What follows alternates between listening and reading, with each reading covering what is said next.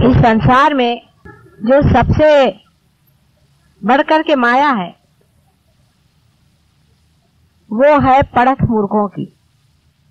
पढ़त मूर्ख उन्हें कहते हैं जिनके लिए कबीरदास जी ने कहा है, पढ़ी पढ़ी पंडित मूर्ख भये।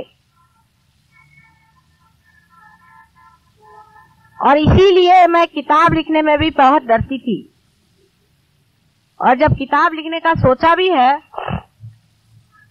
तो भी ऐसे महामूर्खों के हाथ में वो नहीं पड़नी चाहिए। वे लोग उसी प्रकार हैं जिस प्रकार कोई इंसान किसी भी देश में नहीं जाता है और झूठी बातें सारी दुनिया में बताता है कि मैं वहां गया था, फिर वहां पे ये देखा, फिर वहां ये था, फिर वहां वो था, फिर ऐसा हुआ, और फिर किसी ने ये कहा था, उसने वो कहा था। अपनी कोई उनके पास प्रचिति नहीं होती।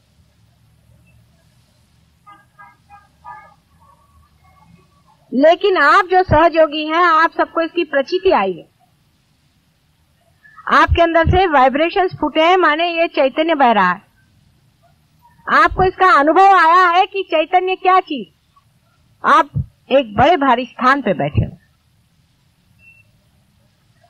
वो लोग बड़े बड़े भाषण दे सकते हैं, किसी चैतन्य के बारे में बता सकते हैं, बहुत बड़े श्लोक पढ़ सकते हैं, लेकिन उनको अनुभूति इतनी भी नहीं हुई और वो परमात्मा के राज्य से अभी बहुत दूर है। आपकी एंट्री हो चुकी है, उसका एक विशेष कारण है। आपने पढ़ा होगा कि गणेश जी का जन्म सिर्फ उसकी मां ने ही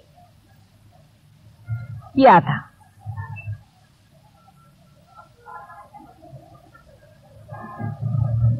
अपनी सृष्टि रचना से पहले ही उसने एक बेटे को जन्म दिया था। खुद मां ने ही ये सब किया था, इसलिए कि बाद में वो पिता को जान सके और उसको एक विशेष शक्तिशाली बनाया कि उसकी और ब्रह्मा विष्णु महेश कोई भी नजर उठा करके भी न देख सके, इतना वो शक्तिशाली था। एक विशेष रूप का वो बालक था और उसी की पुनरावृत्ति आज इस कलयुग में हुई है। आपको भी मैंने अपने सहस्त्रार से जन्म दिया है, एक विशेष रूप से। इसीलिए आपके अंदर वाइब्रेशन छूट रहे हैं। लेकिन आप में से कितने लोग हैं जो अपनी इज्जत करते हैं, अपने को समझते हैं कि कोई विशेष चीज हमने पाई है और उसी विशेष तरह से हमें रहना चाहिए, अपने जीवन को उसी तरह से बनाना चाहिए।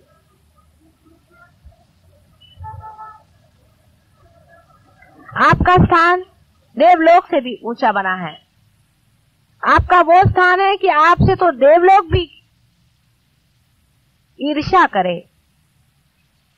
किसी देवों ने इस तरह से उंगलियों के इशारे पे जागृति नहीं थी गणेश छोड़कर। किसी भी साधु संतों से ये कार्य नहीं हुआ था जिन्होंने हजारों साल की तपस्या की हुई है। इतना ही नहीं कि तुम लोग पार हो गए हो, पर इशारे पर कुंडलिनी उठाते हो और हर एक की कुंडलिनी को जांचते हो कि ये कहाँ है और कैसे। लेकिन इतनी बड़ी चीज पा करके भी आप लोगों ने अपनी इज्जत नहीं की। या तो हमारा नसीब खोटा है कि हमें खोटे ही सिक्के मिले, वो चल ही नहीं सकते।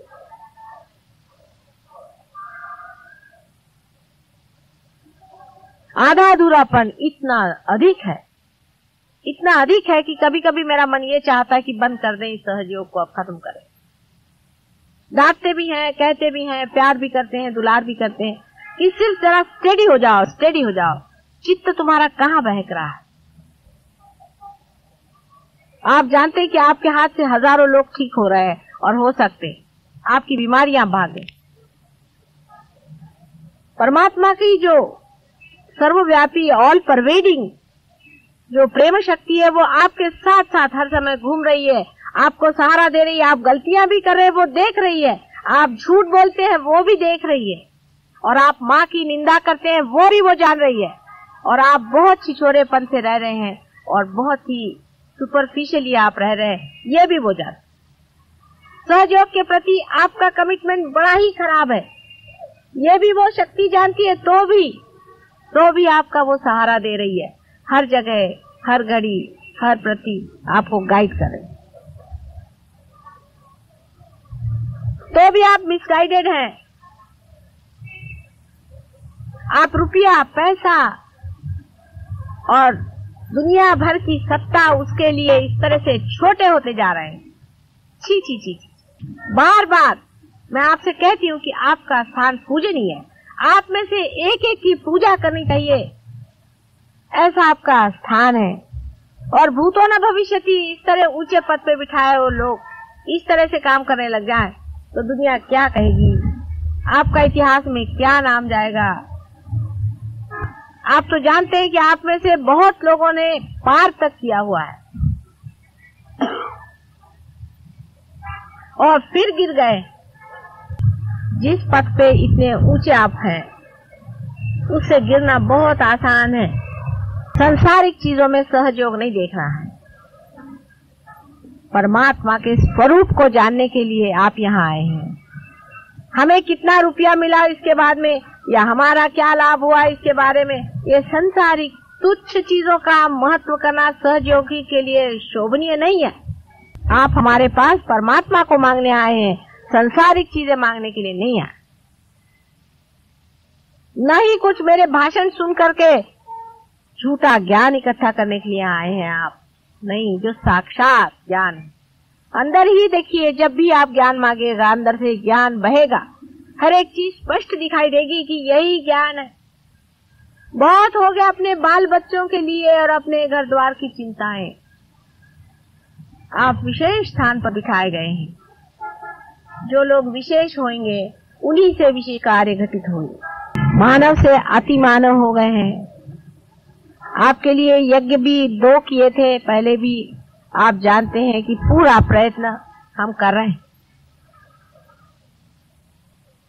कि आपके सब अंग कम से कम परमेश्वर को समर्पित हो जाए। उसी को समर्पित करना है अपने को। उसके लिए जो भी स्वच्छता होती है, जैसे कि माँ जब बाप घर आने वाला होता है तो बच्चों को कैसे धो पोछ करके साफ करके सामने प्रेजेंटेशन देती है, वही करने के लिए बड़े प्यार से हम लोग ये यज्ञ कर रहे हैं। अपने सारे चक्रों में से जो बहने वाली शक्तियां हैं उससे सब मैं आपको प्लावित कर सकती हूँ, लेकिन आप कभी कभी मुझे ऐसे जान पड़ते हैं कि मैं किसी दीवार से बात कर रही हूँ, किसी पत्थरों से मैं अपना सर टकरा रही हूँ। ये दुष्ट महादुष्ट मेरी बात सुनने नहीं वाले।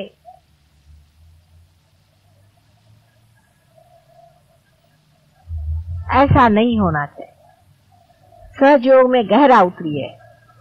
सारे संसार का सुख एक तरफ है और परमात्मा के चरणारविंद का सुख एक तरफ। उस परम सुख को पाने के बाद मनुष्य संसार की किसी भी सुख की ओर देखता नहीं। जिस तरह मनुष्य अमृत को पा लेता है, उसके बाद वो क्या ये मृत चीजें पीने वाला है। उसकी शक्तियां अनेक आपके लिए सज्ज हैं, आपके हाथ से बह रही हैं। आपको समझ में नहीं आता कि किस तरह से ये कहां पर काम कर रही है। मैंने बार बार आपसे कहा है, आप लोग सीखते हैं। आज प्रजापति का, ब्रह्मदेव का यज्ञ किया गया है। आप जानते हैं कि मनुष्य 5 एलिमेंट से बना हुआ है और ये जो 5 तत्व है, उन तत्वों की पूजन करने का ही मतलब ब्रह्मा का पूजन करना है, क्योंकि ये उनके आयुध हैं और ये भी प्रजापति को भी माँ ने ही दिए। माँ के देखने ही से प्रकाश हुआ था, इसीलिए तेज का जो तन्मात्रा है या जो एलिमेंट है वो तैयार हुआ। या इसेंस ऑफ एलिमेंट कही है तन्मात्रा का मतलब।